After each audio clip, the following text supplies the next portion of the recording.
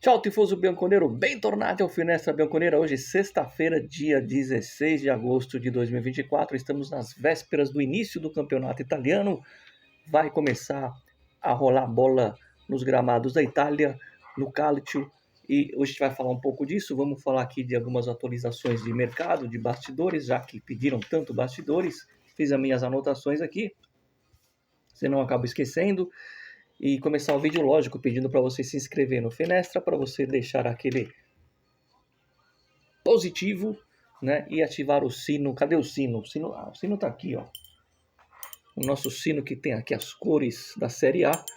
Bom, enfim, eu queria começar pedindo a atenção de vocês, fazendo um esclarecimento, né? Até mandando um abraço aqui para um inscrito. Me foge o nome agora. Acho que é Japa alguma coisa, enfim. Não é que a Juventus... Esclarecimento do último vídeo, né? Não é que a Juventus está vendendo o clube, arrumando um parceiro, como fizeram os times de Milão, que primeiro foi para a China, os milanistas que foram chineses, depois americanos. Não é esse tipo de coisa que eu quis dizer.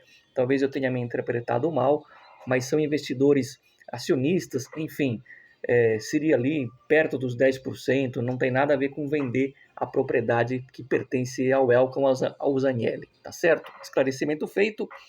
Vamos falar um pouco das informações de bastidores de hoje. Eu esperei um pouco para fazer o vídeo, porque alguns jogadores podem ser reintegrados. Vou falar um pouco por que a imprensa, eu não acredito, e aí não é uma crítica a todos os jornalistas, tem jornalistas bons no mundo inteiro e péssimos no mundo inteiro. Mas por que eu não acredito muito nos jornalistas? Eu vou falar, tem a ver, por exemplo, com a história do McKenna. Jogadores que podem ser reintegrados na Juventus, né? Muita gente desesperada aí, porque o time está incompleto, o campeonato está começando.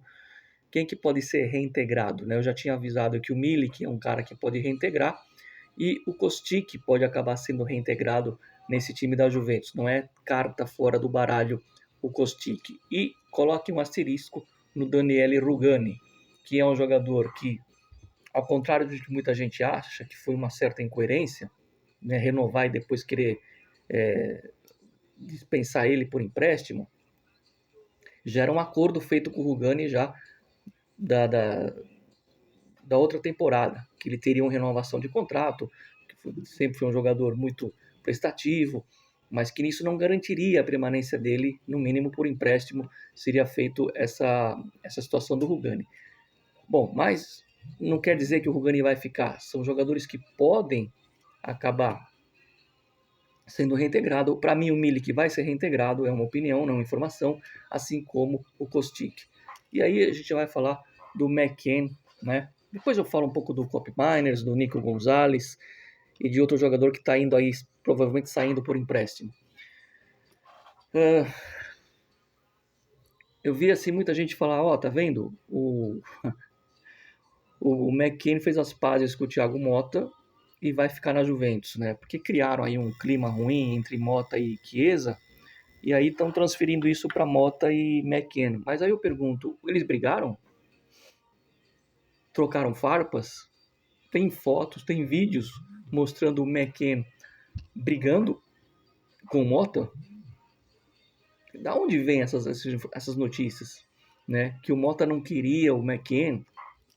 Vamos esclarecer. Quando começou a pré-temporada e o Motta falou para a imprensa, os jogadores que não faziam parte do projeto, não é bem assim como as pessoas acham, o Motta não quer trabalhar com fulano e está fora. Sim e não. Porque se a Juventus pretende manter um jogador, porque é ela que paga, o Motta tem que abaixar e atender o que o clube fala. Sempre foi assim, o treinador chega na Juventus, ó, os jogadores são esses. E muita gente até acha que isso é errado, acha que o treinador tem que fazer o mercado, e na Juventus não é assim.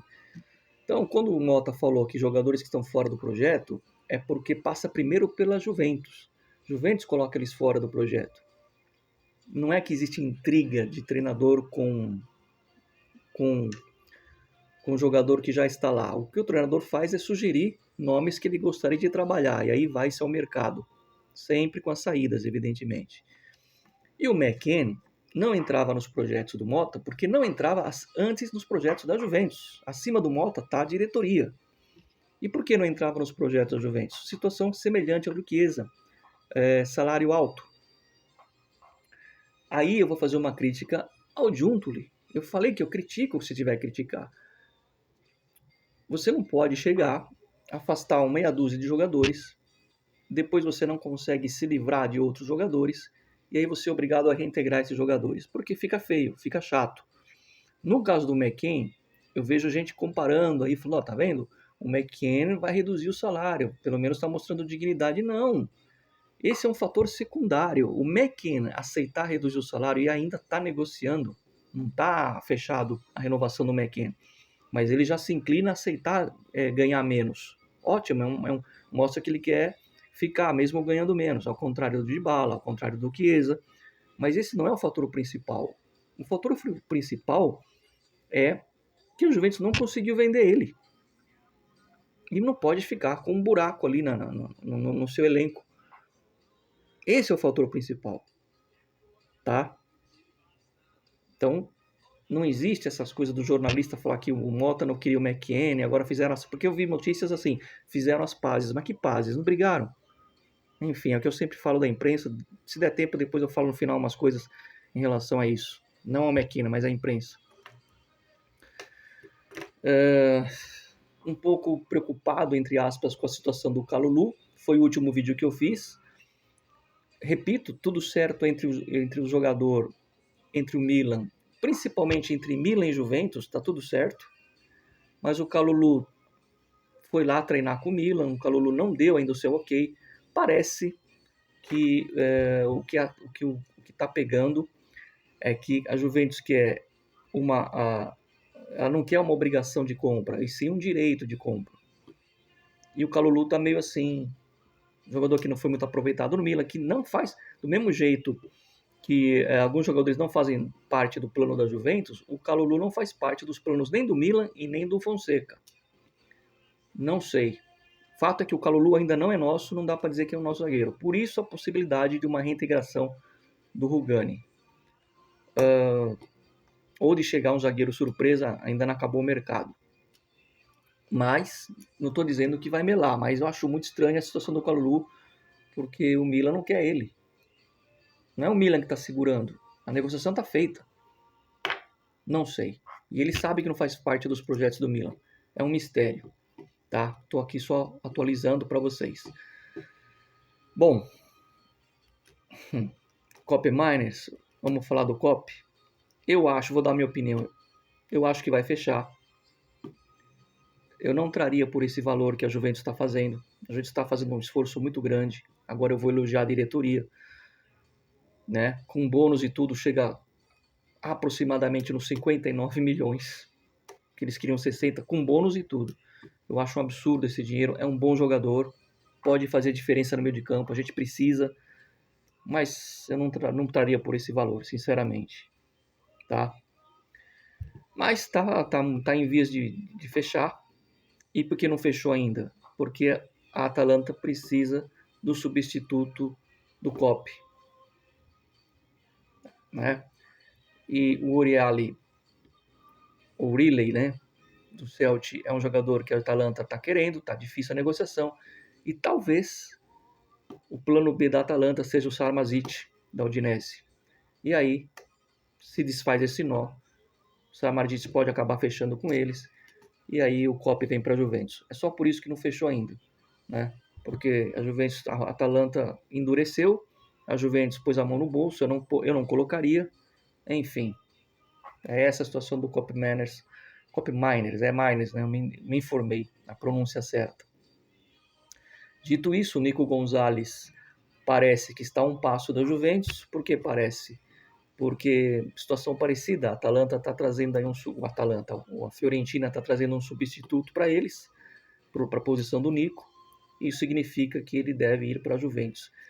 Não acho que vá para a Atalanta, a gente sabe que a Atalanta também queria o Nico Gonzalez, mas parece que o Nico dá preferência para a Juventus. Então, deveremos ter, na semana que vem, finalmente, Nico e Cop Miners. Deveremos, não estou cravando, né? o que eu estou cravando é uma possível saída por empréstimo do Miretti para o Gênova, né?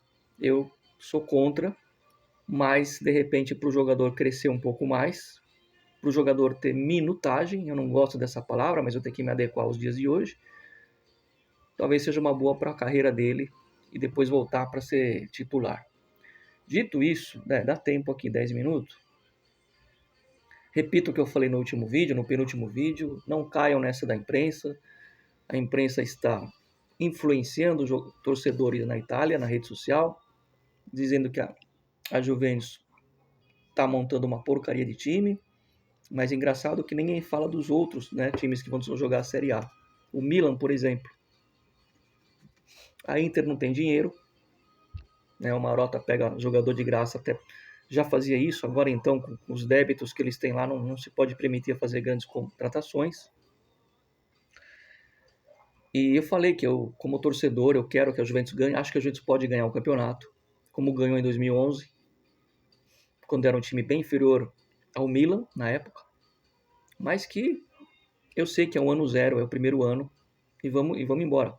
Vamos apoiar o time e vamos criticar quando tiver que criticar. Rapidinho, por que eu não acredito na imprensa? Você não ficar parecendo... Dá tempo, 11 minutos? Eu falo de modo geral. 1998, eu estava na Itália, antes da Copa do Mundo da França, e todo dia eu tinha a rotina de ir até a banca de jornal e comprar o jornal de papel. E às vezes eu comprava o Tuttosport, às vezes eu comprava a Gazeta, às vezes eu comprava o Corriere dello Sport, dependia do que tinha na capa. E um senhor, uma vez, ali do lado da banca tinha um bar, um senhor falou assim para mim: "Oh, você gosta, todo dia você compra jornal, né?